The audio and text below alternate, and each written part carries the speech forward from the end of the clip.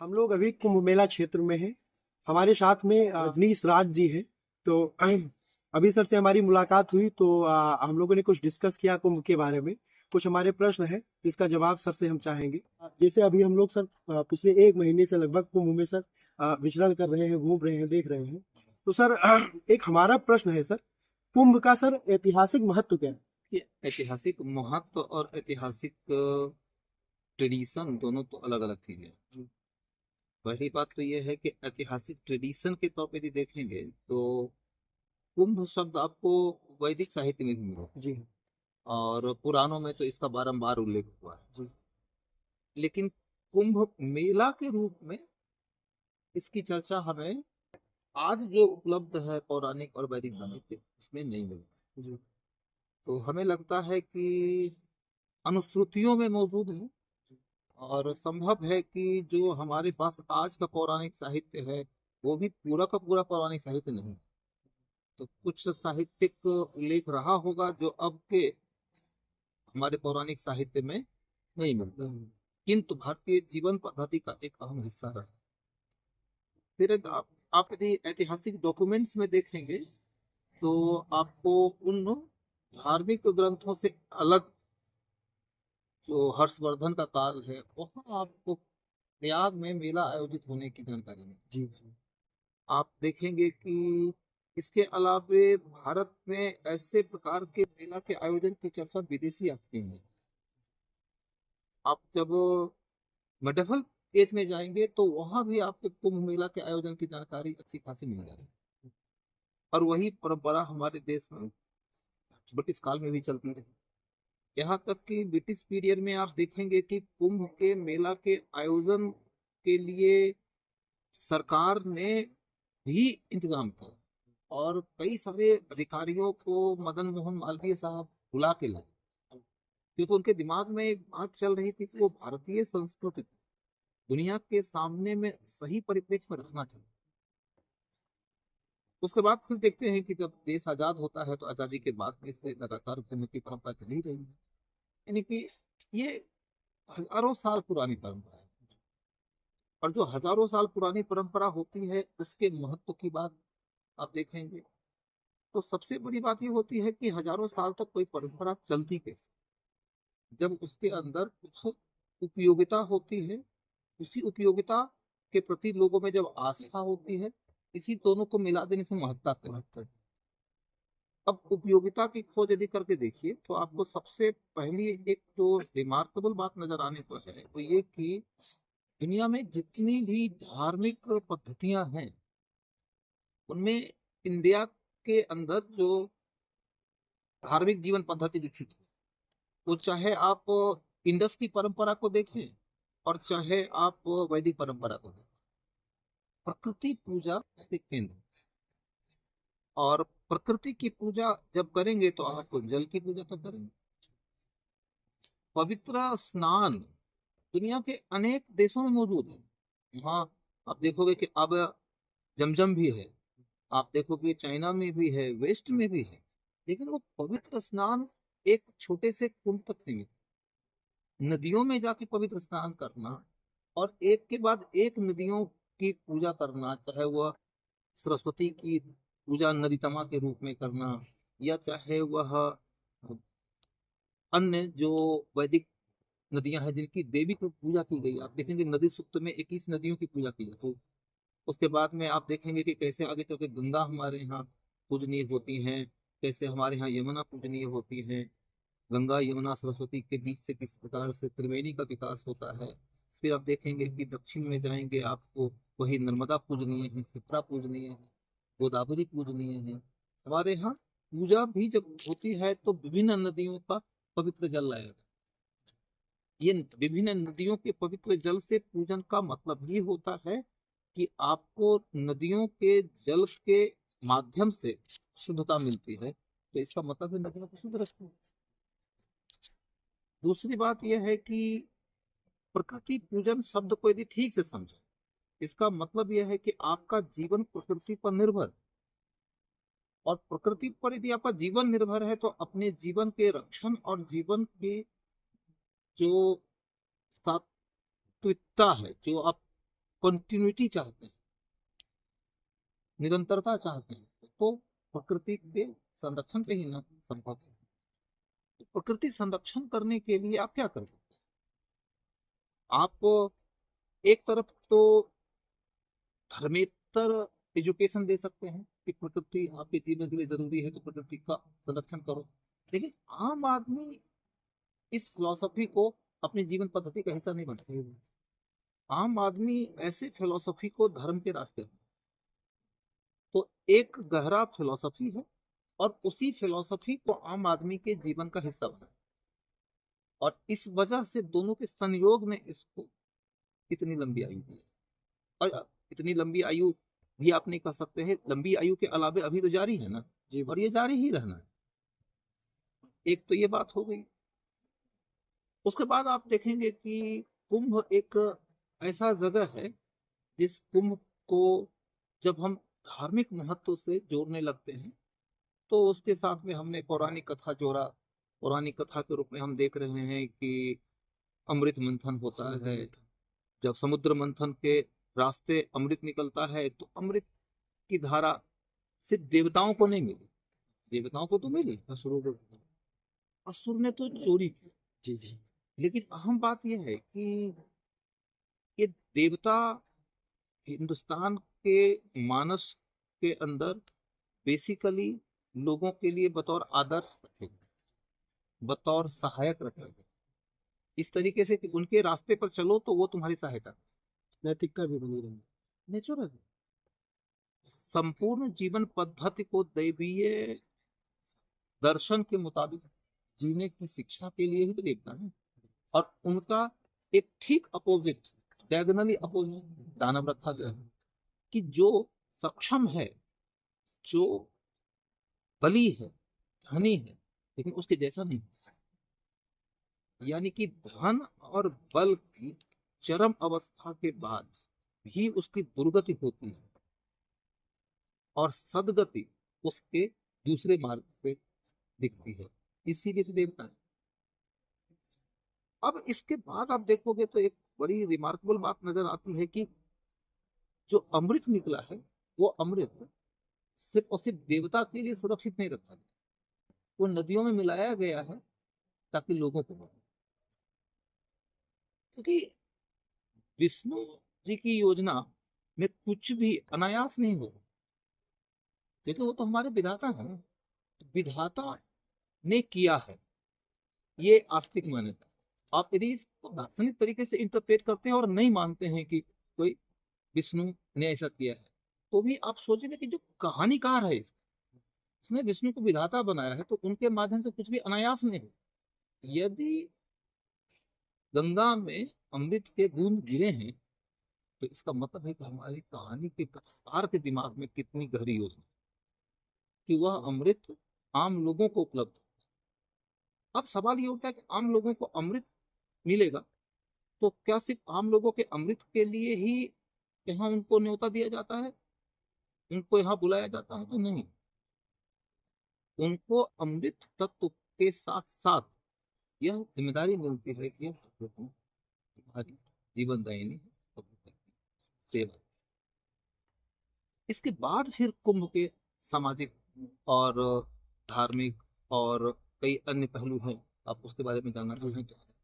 जैसे सर, लेकिन एक बात और मैं इनमें जोड़ना चाहूंगा, पूछना चाहूंगा आपसे सर। कुंभ जैसे और जगहों पे भी लगते हैं, लेकिन जो सर इलाहाबाद का कुंभ है सर, ये इसकी मान्यता क्यों बहुत ज्यादा है सर? इसको मतलब एकदम इसको करके दिखाया जाता है कि कुंभ इलाहाबाद में लग रहा है तो बहुत भव्य दिव्य है। इसकी क्या मान्यता है सर? इसके बारे में तो कम्पिटिटिव जो सुपीरियोरिटी है वो तो भारतीय जीवन पद्धति में नहीं मौजूद है। हर जगह के कुंभ की नहीं माने, लेकिन आप एक जोग्राफिकल फैक्टर के रास्ते इसे एक्सप्लेन कर सकते हैं।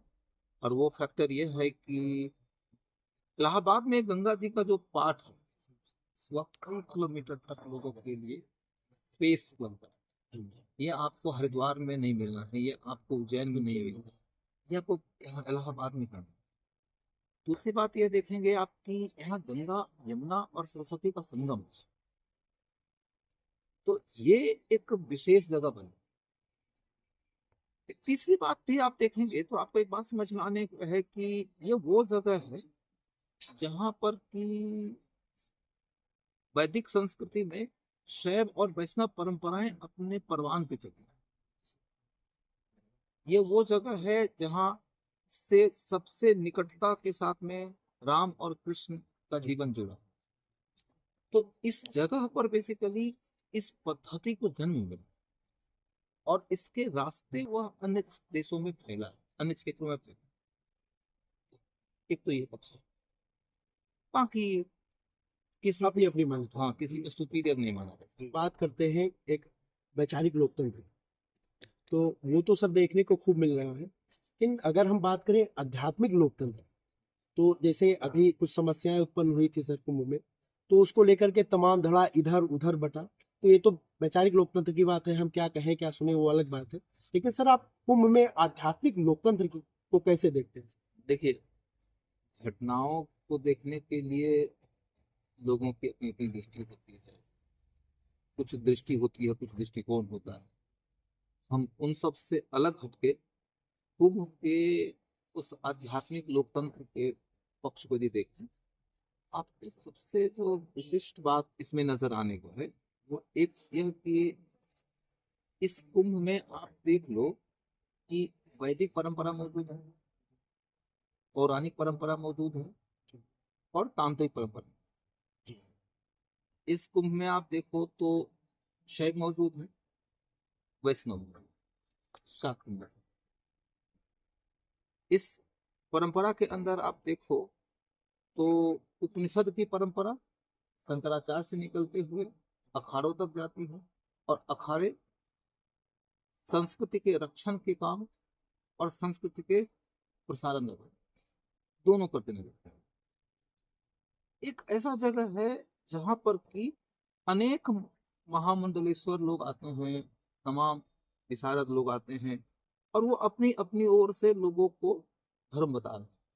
मतलब आपको आश्चर्यजनक लगेगा, वेस्ट में जाकर देखेंगे ना तो पूरा का पूरा वेस्ट कैसे डेवलप हुआ है। एक युग में एक दर्शन और उस दर्शन की छाती पे चढ़ के दूसरा दर्शन है। वो सोसाइटी इनहेरेंटली टॉलरेंट नहीं हो पाई। वहां जब मॉडर्निज्म आया तो मॉडर्निज्म के दौर में भी आप देखोगे कि एक युग में एक ही मॉडर्न आइडियोलॉजी है। जब वहां पोस्ट मॉडर्निज्म आया है तब अलग अलग विचारों को समेटने के लिए वो तैयार हुए, वो भी 2 विश्व युद्धों की मार सहने के बाद। और हमारे यहाँ एक साथ में कितना दर्शन है, 6 दर्शन तो आपको सब दर्शन नजर आता ही है। उसके अलावा बुद्धिज्म का, जैनिज्म का दर्शन है, चारवाक दर्शन है, कई दर्शन ऐसा है जिस दर्शन को हमने अभी तक शास्त्रीय तरीके से पढ़ा ही नहीं। तंत्रवाद भी एक दर्शन है, हमने उसे पढ़ा ही नहीं ठीक से। ये सब एक युग में एक देश में मौजूद और उन सब लोगों के बीच में सह अस्तित्व, विश्व बंधुत्व, जगत कल्याण, ये भावधारा मौजूद है। सबने प्रकृति को अपनाया है पूजनीय के रूप में, सबने अपने तरीके से लोगों को एथिक्स सिखाया है।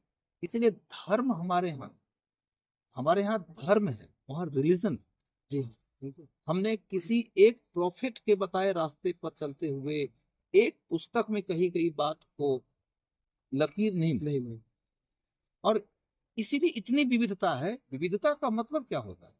डेमोक्रेसी जो विविधता हमको ऑफर करती है, वो विविधता इन्होंने आधुनिक काल में ऑफर करना शुरू किया। हमारे यहाँ तो कई हजार साल से विविधता मौजूद है। लोकतंत्र राजनीतिक तंत्र होने के नाते कुछ आधुनिक आप कह सकते हैं, लेकिन मूल तत्व तो विविधता के बीच में सब लोगों को स्वतंत्रता देना है। स्वतंत्रता के साथ में अपनी बात रखना, अपनी जीवन पद्धति को डेवलप करना और अलग अलग जीवन पद्धतियों के बीच में मतभेद है तो मतभेद के बीच में शास्त्रार्थ और शास्त्रार्थ है लेकिन शस्त्रार्थ नहीं। बिल्कुल। हमारे देश में आप वैदिक काल से लेकर अभी तक देखो, गीता देखो, रामायण देखो, ये सब में एक बात कही गई है कि शस्त्र जरूरी है और शस्त्रधारी हमारे कुंभ में भी आते हैं। लेकिन शस्त्र की उपयोगिता क्या है, उसका औचित्य क्या है? शास्त्र की रक्षा और शास्त्र के प्रसार के लिए शस्त्र नहीं। जब शास्त्र पर कहीं से हमला होता है तब शस्त्र। आप क्रिश्चियनिटी को देखोगे या अन्य कई धार्मिक जो पद्धतियां हैं, जो पर्टिकुलरली आप अब्राहमिक धर्म देखेंगे तो उसमें आपको एक बात समझ में आती है कि धर्म के प्रसार के लिए तलवार उठाया गया, जी लेकिन यहाँ धर्म के रक्षण के लिए। आप देखेंगे कि गीता ये कहती है कि आपको शांति की रक्षा करने के लिए हर संभव उपाय, शांति की रक्षा करने के लिए जो collective security of the peace के नाम पर जो लीग ऑफ द नेशंस आता है, जो यूएनओ आता है, वो सब तो विश्व युद्धों की मार सहने के बाद आता है। लेकिन हमारे यहाँ महाभारत की कथा को आप पढ़ेंगे तो आपको ये पता चले कि कृष्ण ने युद्ध को रोकने के लिए शांति दूत बनकर जाना स्वीकार किया, और जब वो जा रहे थे तो उनको रोकने की कोशिश की गई। भीम ने उनको कहा था कि मेरी प्रतिज्ञा का क्या, उन्होंने कहा तुम्हारी प्रतिज्ञा के मूल यदि शांति मिले तो समझो कुंती पुत्र की शांति सस्ती। जब द्रौपदी ने कहा कि क्या मेरे बाल खुले रह जाएंगे, तो कृष्ण ने कहा कि क्या तुम्हारे बाल उन लाखों लोगों के शवों का बोझ उठा पाएंगे। प्रतिशोध युद्ध का उचित कारण नहीं हो, यहां तक कि न्याय के नाम पर भी उन्होंने कुछ कॉम्प्रोमाइज करना स्वीकार किया। कहते हैं ना रामधारी सिद्धिनकर की दो न्याय अगर तो आधा था, उसमें भी अगर कुछ बाधा हो तो दे दो केवल 5। इसका मतलब है कि हम शांति के लिए मूल्य चुकाने को तैयार। लेकिन जब अधर्म शांति और न्याय की छाती पर चढ़कर घास करने के लिए उतारू हो जाता है, तब युद्ध ही एकमात्र विकल्प। वहां पर शास्त्र की रक्षा के लिए शस्त्र अनिवार्य विकल्प। यही बात देखेंगे कि आपको 18वीं शताब्दी 17वीं शताब्दी के दौरान गुरु गोविंद सिंह कहते नजर आए। वो कहते हैं तेग देग फतेह। देग का फतह तभी संभव है, देग मन धर्म का फतह तभी संभव है जब उसके पीछे तेग का आधार। ये तो बेसिकली गीता से निकला हुआ दर्शन है। यही आपको घूमता हुआ रामायण में नजर आने को है। रावण ने तमाम प्रकार के बुरे कर्म किए, लेकिन राम ने रावण को शांति का रास्ता अपनाने का हर संभव विकल्प। यही हमारे हैं पूरी की पूरी जीवन पद्धति। अब इसके बाद चलकर देखते हैं आप, तो आपको एक बात नजर आने को है कि यहाँ आप भारतीय जीवन पद्धति और भारतीय संस्कृति को लेकर विश्व भर में, यहाँ तक कि भारत के बौद्धिक जमात में भी एक खास तरीके की मान्यता। मैं समझता हूं कि यदि एक स्वतंत्र चर्चा इस पर करिए कि दुनिया भारत को कैसे देखती है, अब कुंभ के रास्ते दुनिया को भारत एक नए तरीके से दिखाया जा सकता है, तो इसके ऊपर एक स्वतंत्र चर्चा की जा सकती है। आप देखेंगे कि अंग्रेजों ने भारत की छवि कुछ इस तरीके से पेश किया कि जैसे भारत सपेरों और जादूगरों का देश। सपेरे और जादूगर बुद्धिहीन होते हैं, इस तरीके से पेश किया। इस तरीके से पेश किया गया कि जैसे कि हम सिर्फ अंधविश्वासी लोग। और भारत कैसा समाज है, तो जाति से भरा हुआ समाज, पुरुषवादी समाज और धार्मिक रूढ़ियों से, कट्टरता से भरा हुआ है। और यहाँ के देखते हैं आप, कोई जातीय बंधन है? यहाँ जितनी जातियां हैं, चाहे वो किसी भी पृष्ठभूमि के लोग, एक ही गंगा में आकर स्नान करते और उन्हीं महामंडलेश्वरों के ज्ञान से लाभान्वित और उनकी सेवा का भी लाभ उठाते हैं। आप देखेंगे कि कोई स्त्री पुरुष भेद है? आप देखेंगे कि एक तो किन्नर की परंपरा भी है। हालांकि किन्नर को लेकर मैंने जो पढ़ा है वो ये कि हमारे शास्त्रों में किन्नर शब्द आज के इनंच का पर्याय नहीं है, क्योंकि किन्नर के साथ किन्नरी भी। लेकिन आज के डेट में तो जिसको हम किन्नर कहते हैं वो भी इस परंपरा का हिस्सा है। बिल्कुल। आप देखेंगे कि इसके अंदर एक तरफ नागा बाबा भी हैं, एक तरफ अवधूत भी। एक वैदिक पौराणिक परंपरा से आते हैं, शंकराचार्य के अखाड़ों से जुड़कर आते हैं, और एक तंत्रवाद से जुड़े हुए। कितने प्रकार की सांस्कृतिक मान्यताएं हिंदुस्तान में डेवलप हुई, वो सब आकर एक कुंभ में, एक कलश में समा जाए। बेसिकली असल अमृत तो यहाँ से क्रिएट होता है, और तब आप देखोगे कि ये है भारत की राष्ट्रीय संदेश। और इससे आप यदि दुनिया में रखते हैं, इस कुंभ का एक महत्व है कि दुनिया को आप बताएं कि भारत की संस्कृति कितनी महान है और कैसे यह संस्कृति भारत के राष्ट्र निर्माण की शक्ति है। दुनिया भारत के इस महान कुंभ को इस महात्मा के साथ जानती नहीं, लेकिन इस तरीके के आयोजनों के बाद दुनिया के अंदर एक कौतूहल तो पैदा होता ही है कि आखिर क्या बात है। जब आप आके देखेंगे ना, पढ़ के आप कुंभ नहीं समझ सकते, जब आप यहाँ आकर देखेंगे तो आपको ये मालूम होगा कि ज्ञान की प्राप्ति का असल सोर्स तो अनुभव होता है। तर्कों से तो विवेचना होती है, अनुभवों की विविधता के बीच विवेचना करके आप एक निष्कर्ष तक पहुंचते हैं। सबसे प्राइमरी भूमि है ज्ञान की, अनुभव। आगे देखिए, कुंभ एक अनुभव, और उसके बाद आप समझेंगे कि भारत है। और इसी भारत की तस्वीर पेश करने के लिए ऐसे कुंभ का आयोजन साधन बना। बहुत बहुत धन्यवाद। जैसा सर ने अभी कहा कि कुंभ किताबों से या यूट्यूब रील्स, इंस्टाग्राम रील्स से नहीं समझा और देखा जा सकता है, तो आप लोग भी अभी समय है, कुंभ आइए, घूमिए, और जिस लोकतंत्र की बात हुई यहाँ पे, वो लोकतंत्र पूरी दुनिया में कहीं नहीं मिलेगा। आइए और एंजॉय कीजिए आप लोग भी। बहुत बहुत धन्यवाद।